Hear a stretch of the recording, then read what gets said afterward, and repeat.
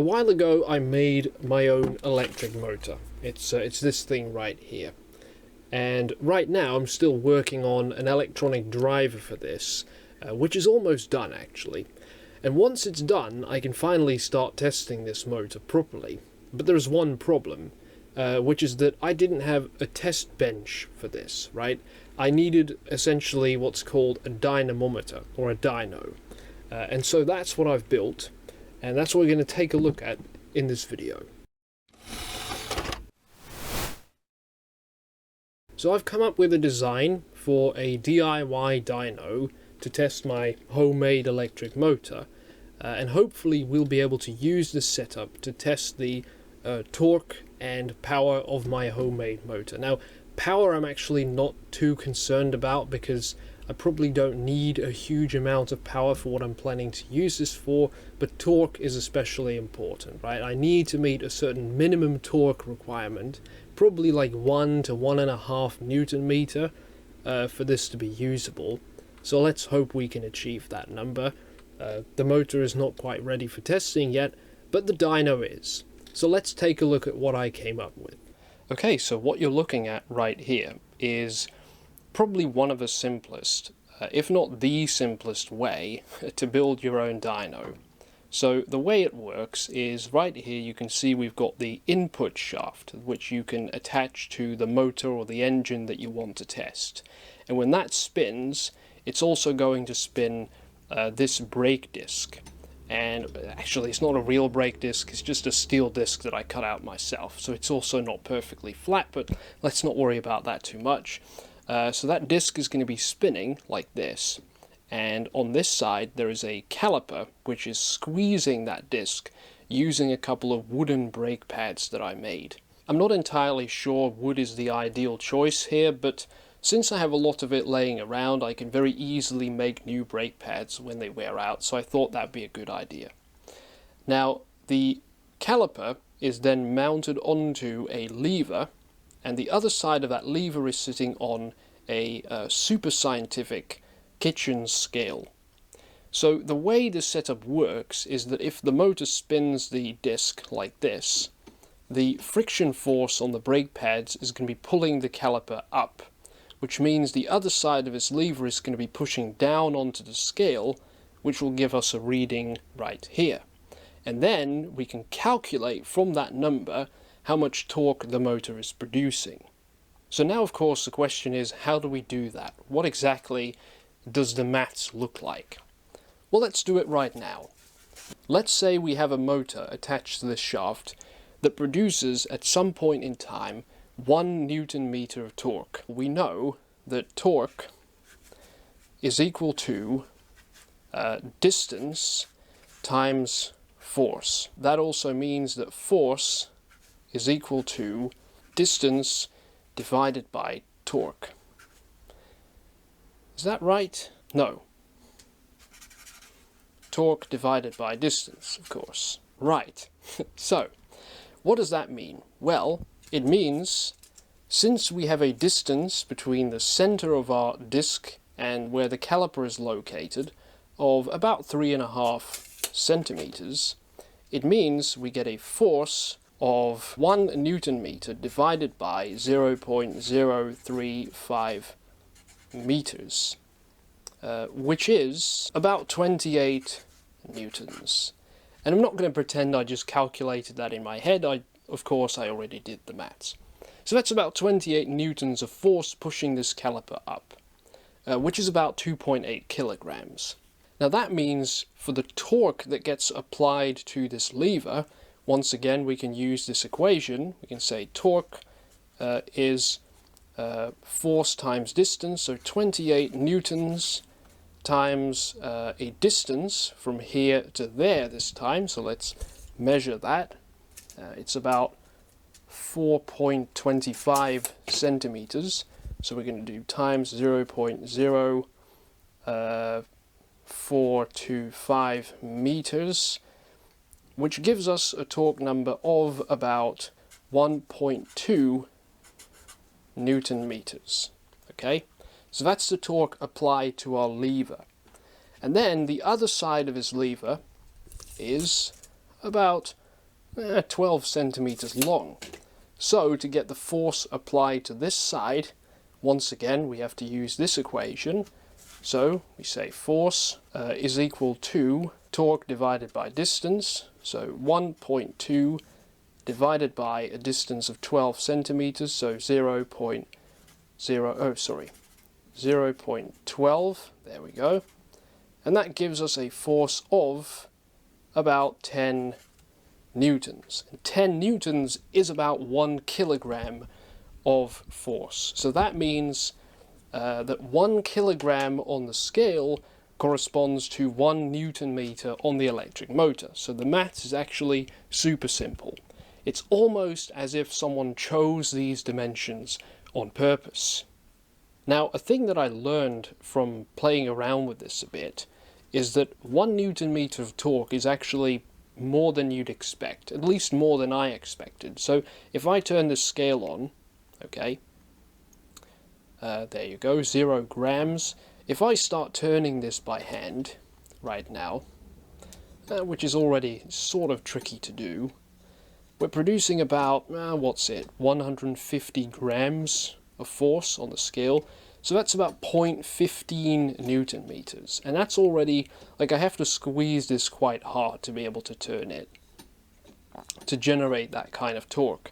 If I tighten these nuts a little bit more, to squeeze the brake pads onto the disc a bit harder, so now it's already like almost impossible for me to turn this. You can see it's still, and we're producing maybe like 0.2 newton meters or something like that.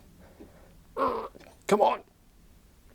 So like 1 newton meter is like 5 times that. So if we turn it like this as well, it takes surprising amount of force to turn this, and that's like, what's that, 0.2, 0.3 newton meters or something like that? It's nothing. But what if I tighten these nuts a little bit more?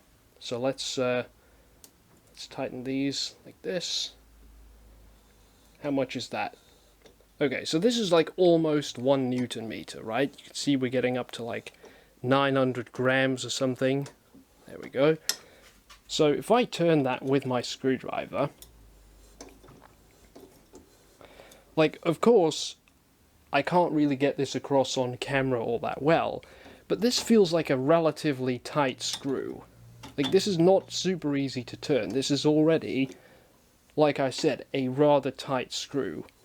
But that is enough messing around. I know what you want to see. You probably want to see this being tested with an actual motor. So just give me a second here and I'll get an actual electric motor and hook it up to this so we can see it actually works. Alright, so this is my little test setup. As you can see, we've now got an electric motor, which you might recognize as the electric motor from my off-road electric skateboard, which I've just borrowed for this today. It is bolted onto a piece of aluminium over here, which is screwed down onto a piece of wood, and then I've just clamped the whole thing down onto the workbench.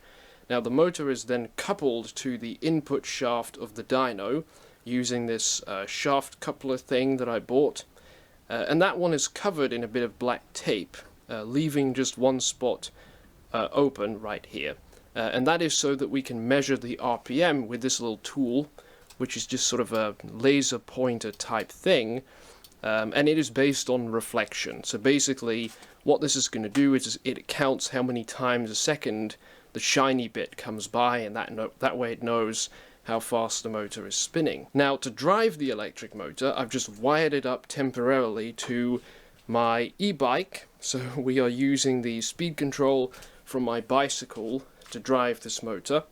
And it's kind of a flimsy wiring setup, so I don't think I'm going to be running this at full power, but it should be good enough to sort of test if this setup is working. Okay, so let's spin up the motor.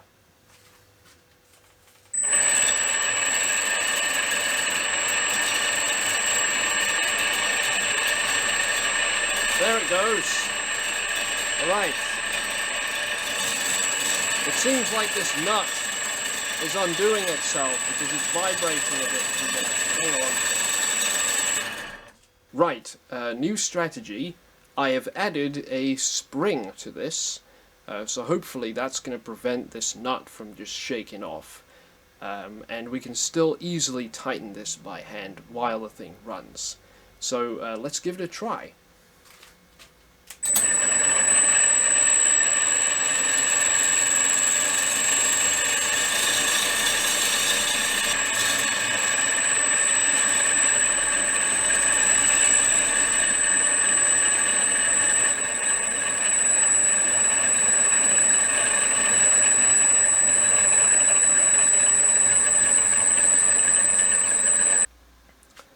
Now, I think I'm going to use a different strategy now. I think I'm going to try setting a constant load and then increasing the RPM instead.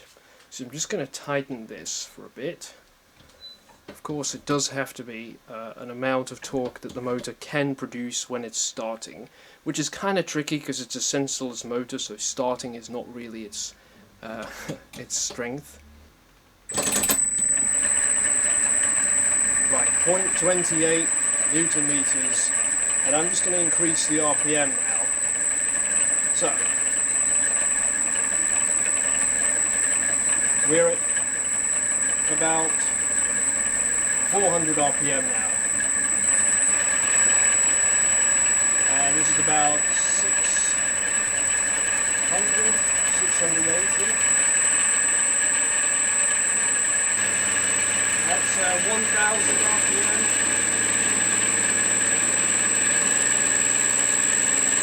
1,200 RPM. 1,400 RPM. So we got up to 1,400 RPM, and we had about half a Newton meter on the torque gauge. So if we do the maths real quick, I think that is approximately 70 watts of power, which is, yeah, that is quite a bit. That is getting nice and warm. Okay, let's try and get past 100 watts, okay?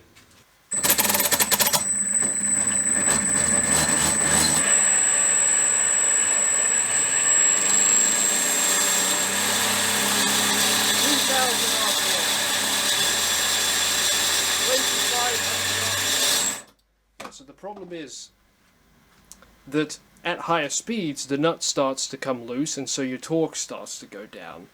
So we need to find a way. Actually, we're just going to put a self-locking nut on this. What about that? It's a much better idea. Okay, because now we're not changing it while it runs anyway.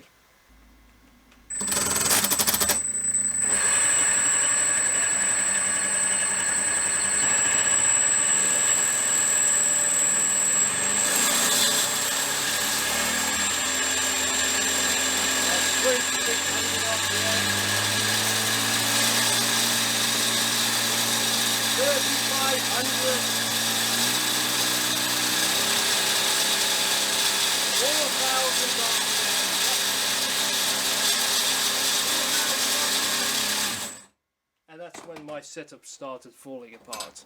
So that was quite a violent test run right there. As you can tell by the brake pads, which have worn down quite a bit. I mean, I didn't show you the brake pads before, I think, but trust me when I say that they've worn down significantly, as you can probably also tell by the sort of brown residue that it's left on the brake disc.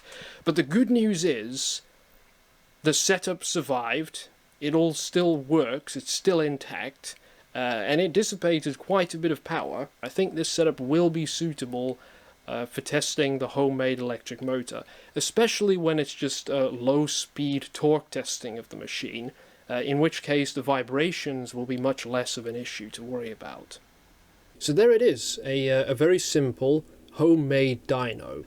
So I think especially, like I said, for high-speed, high-power testing, it's probably a bit less suitable, but especially for just measuring the running torque at low speeds, this is a very nice tool, and I'm very curious to see what the homemade motor is going to do when we put it on there.